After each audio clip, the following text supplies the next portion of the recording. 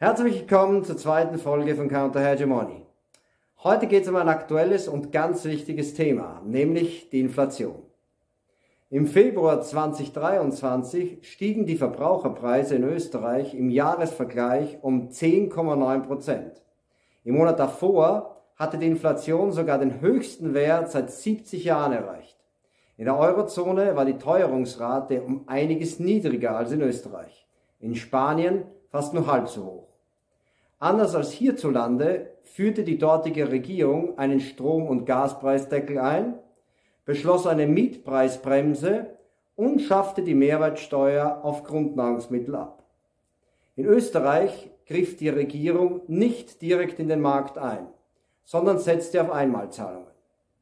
Laut WIFO und IAS haben die hohen Energiepreise die Inflation in Österreich im Vergleich zu anderen Ländern noch weiter angeheizt. So konnten die Konzerne im Energiesektor, aber auch in der Landwirtschaft oder auf dem Bau, wie das Momentum-Institut berichtet, Übergewinne einfahren. Das Institut Eco Austria hingegen verortet die Ursachen für die Inflation bei den staatlichen Wirtschaftshilfen aus der Corona-Zeit, der Dekarbonisierung und teureren Lieferketten. Zudem würden hohe Lohnabschlüsse Arbeitskosten und Dienstleistungen verteuern. Ähnlich argumentiert auch der neoliberale Think Tank Agenda Austria. Überhöhte Staatsausgaben würden in einer Angebotskrise die Nachfrage künstlich befeuern. Weit verbreitet ist auch die Meinung, dass eine zu lockere Geldpolitik die Preise steigen lässt. So fordert unter anderem der ehemalige Chef des Münchner IFO-Instituts, Hans-Werner Sinn, das Ende der Geldschwemme durch einen höheren Leitzins und den Stopp des Wertpapierankaufs durch die EZB bei Privatbanken. Für 2023 wird für Österreich eine Inflation von 6,5% und für die Eurozone von 5,3% erwartet. Da dieser Wert klar über dem Inflationsziel von 2% liegt, hat die EZB Mitte März den Leitzins erneut um 0,5% auf 3,5% erhöht. So viel zu den jüngsten Entwicklungen und der Ursachenforschung. Die Erklärungsversuche greifen jedoch bei näherer Betrachtung allesamt zu kurz und blenden entscheidende Faktoren aus. Die Vorstellung, dass die Notenbank direkt über die Geldmengenpolitik den Geldwert und somit die Inflationsrate steuern kann, ist weder theoretisch schlüssig noch empirisch zutreffend. Der größte Teil des Geldes, das sich im Umlauf befindet, wird nicht von Notenbanken geschaffen, sondern existiert als von privaten Geschäftsbanken per Mausklick geschaffenes Giral- bzw. Kreditgeld. Die aktuellen Inflationszahlen lassen sich mit dem oft zitierten billigen Geld der Notenbanken auch empirisch nicht erklären. Obwohl die Geldmenge zwischen 2008 und 2018 sowohl in den USA als auch in der EU rasant zunahm, schnellte die Inflation nicht in die Höhe. Das genaue Gegenteil zeigte sich in den letzten beiden Jahren. 2021 und 2022 ging das Wachstum der Geldmenge zurück, dennoch stiegen die Preise.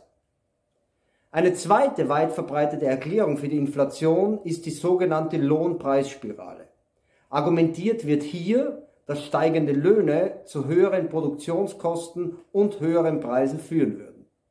Eine klare Korrelation zwischen höheren Löhnen und Inflation gibt es jedoch weder theoretisch noch empirisch. Es stellt sich die Frage, ob die Unternehmen unter den Bedingungen der Konkurrenz die höheren Lohnkosten so einfach auf die Preise draufpacken können. Viel eher drücken höhere Löhne die Profitraten nach unten.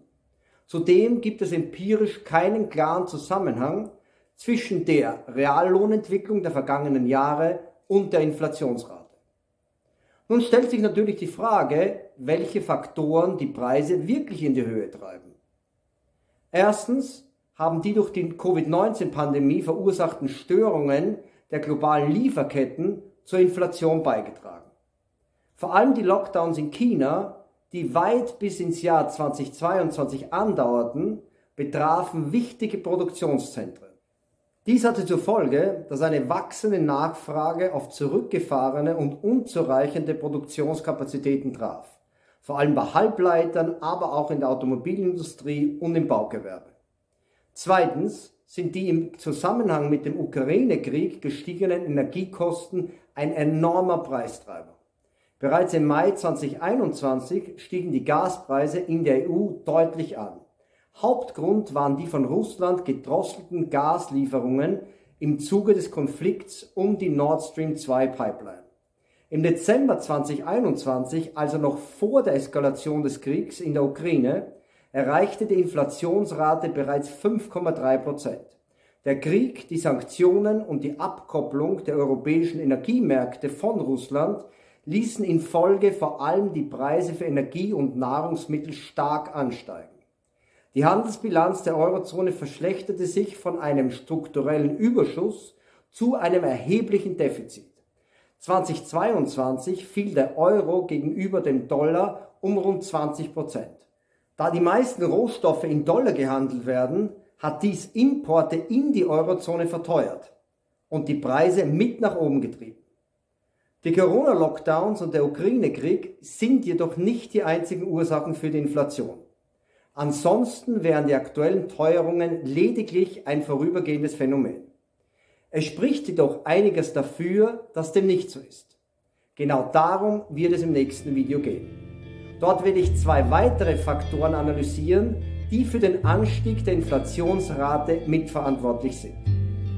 Soweit für heute. Schreibt mir bitte eure Meinung zum Thema Inflation in die Kommentarspalte. Ich würde wirklich interessieren, was ihr drüber denkt. Und falls euch das Video gefallen hat, abonniert bitte den Kanal, schaltet die Benachrichtigungen ein und klickt den Like-Button. Vielen Dank fürs Einschalten, bis zum nächsten Mal.